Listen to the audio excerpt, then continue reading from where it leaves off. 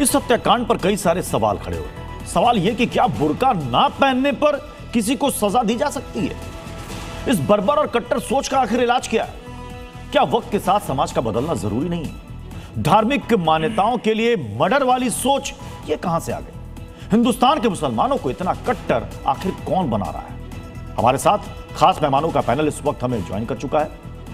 राजू, जो बाकी के जो बच्चे थे उनको भी पता नहीं चला कि उनकी अम्मी और बाकी दो बहनों के साथ क्या हुआ? प्रत्युष बताना चाहूंगा कि ये सोच बहुत बड़ा है। अभी परिवार के तमाम लोगों से हमने बात की, फारूक की मां से बात की। परिवार के तमाम लोगों ने इस बात का जिक्र किया कि फारूक ने अपनी पत्नी और अपने बच्चों के आधार कार्ड तक नहीं बनवाए, क्योंकि उसे लगता था कि इसके आधार कार्ड अगर बन जाएंगे तो इसका जो तस्वीर है इंटरनेट पे आ जाएगा, और यही वजह है कि परिवार के किसी सदस्य का उसने आधार कार्ड नहीं बनाया। उनके परिवार के तमाम लोगों से बात की, वो अपनी पत्नी को बाहर नहीं निकलने देता था, और इस सोच का कि अगर पत्नी बुरखे में बाहर निकल गई तो उसकी हत्या कर दी, और वो मना करता था, हमेशा अपनी पत्नी को बुरखे में लगता था। कुछ स्थानीय लोग हैं, उनसे भी बात कर लेते हैं और जानने की कोशिश करते हैं। ये बताइए कि फारूक अपनी पत्नी को नहीं निकलने देता था, बुरखा वाली सोच कैसे पैदा हो गई? हमने नहीं देखी आज तक। जी, हमने नहीं देखी आज तक। अच्छा जी, उनकी पत्नी को नहीं देखा? नहीं, लेकिन उसने पत्नी को इसलिए मार दिया कि उसकी पत्नी बिना बुरखे के मायके चली गई थी। मालूम नहीं, पता जी, लोग पता नहीं लगा जी पक्का। अच्छा, तमाम और लोग हैं, उनसे बात कर लेते हैं। ये बताइए कि फारूक अपनी पत्नी को बुरखे को नहीं पहने थे इसलिए मार दिया था? बाहर के है ही है यार। हाँ जी। क्यों मारा फारूक? आपको लगता है कि उसकी जो सोच थी, ऐसी कट्टर सोच कैसे आ सकती कि उसकी पत्नी बिना बुरखे की चली गई, इस वजह से पत्नी की हत्या कर दी, बेटियों की हत्या कर दी? जी, ये तो सोना बहुत ही आदमी कट्टर था। हाँ। बहुत ही कट्टर आदमी था। नू सोचा था तेरा बाप भी न पकड़ में पड़ जाए। अच्छा, मेरा नहीं सवरे ने क्यों मारे, क्यों ऐसे आदमी की तो सवरे के पास हिंदुस्तान के मुसलमान तो इतने कट्टर नहीं होते हैं। अजी नहीं करती कोई। तो ये इतना कट्टर हुआ कैसे? ये सवरा नपाक सवरा के मेरा कहाँ तक हुआ? अच्छा। फारूक के अंदर इतनी कट्टरता आई कहां से कि बिना बुरखे की उसकी पत्नी गई तो उसकी हत्या कर दी? आप लोग से बातचीत होती होगी, क्या कहता था, क्या उसकी सोच थी? भाई सिखाऊंगा तो या मैं नहीं, लेकिन सुनने में आया है। ठीक है राजू, राज, मैं आपके पास लौटूंगा। सवाल यहां पर यह यदि आखिर इतनी कट्टर सोच कैसे किसी के दिमाग में आ सकती है? देखिए, ये सवाल मुझे लगता है कि आपको पता होना चाहिए कि कट्टरता कहाँ से आती है। ये कट्टरता उन मौलानाओं, उन ऑर्गेनाइजेशन द्वारा आती है जो मर्दों को ये सिखाते हैं, मुसलमान पुरुषों को, कि अपनी पत्नी, बेटी और घर की महिलाओं को पर्दा कराना ये आपका अधिकार है। अगर आपने उनको पर्दे में नहीं रखा तो आप दोज़ख में जलेंगे, आप पे गुनाह होगा।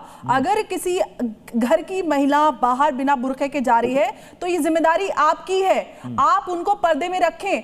आप तो ये देख रहे हैं, मैं कई सारे ऐसे परिवारों को जानती हूं, मैं ओखला के बहुत सारे ऐसे लोग हैं जो घर से बाहर निकलते तो ताला जाकर, अगर नमाज पढ़ने के लिए भी जाते तो घर लॉक करके जाते हैं, ताला लगा देते हैं। घर की महिलाओं को बिल्कुल मैं जानती हूं, अपनी आंखों से देखती हूं ऐसे कई सारे परिवार जो अगर नमाज के लिए भी थोड़ी देर के लिए 15-20 मिनट के लिए बाहर जाते तो लॉक करके जाते। उसका जिम्मेदार कौन है? सबसे बड़ी बात यह है कि जब भी हिजाब बुरखे पर डिबेट आती है तो सारे के सारे मौलाना ऑर्गेनाइजेशन, ओवैसी जी जैसे लोग ये कहते हैं कि ये मुसलमान महिलाओं का अधिकार है। बिल्कुल अधिकार नहीं है, और यही बात हम कहते हैं कि अगर अधिकार है तो उनको चुनने दीजिए। हमें बिल्कुल एतराज नहीं है कि कोई महिला बुरका ओढ़ना चाहती है, नहीं ओढ़ना चाहती है, भारत में किसी पे कोई पाबंदी नहीं है। लेकिन एतराज उस बात पे है कि जब एक महिला को बुर्का ना पहनने की वजह से उसके ऊपर तरह-तरह के इल्जाम, तरह-तरह के कैरेक्टर सर्टिफिकेशन, और नतीजा ये होता है कि अफगानिस्तान बनाकर मतलब बुर्के को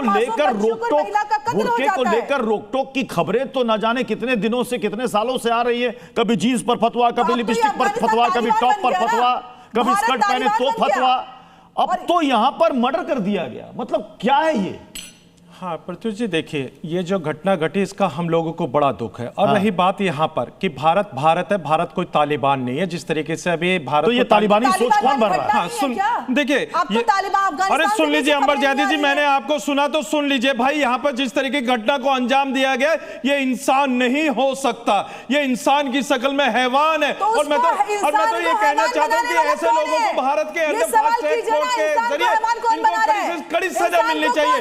लेकिन अगर आप एक शख्स के इस तरीके के घटनाक्रम को अगर पूरी कम्युनिटी को टारगेट करेंगे, अमर जैदी जी, ये गलत है।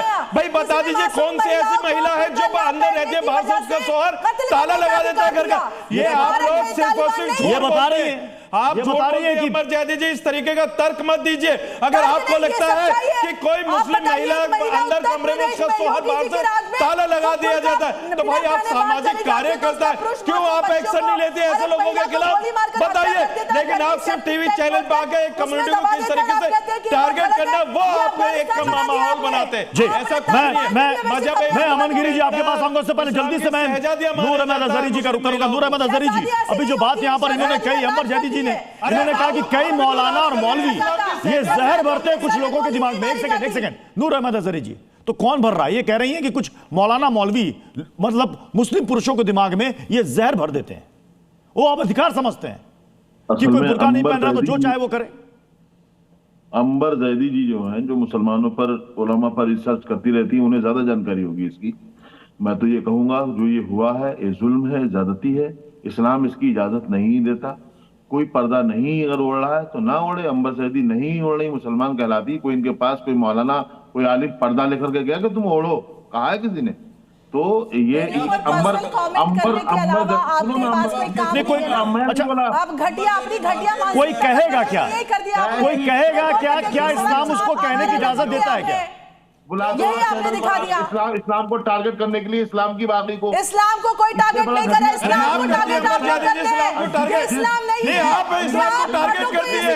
नहीं, आप टारगेट कर रही है।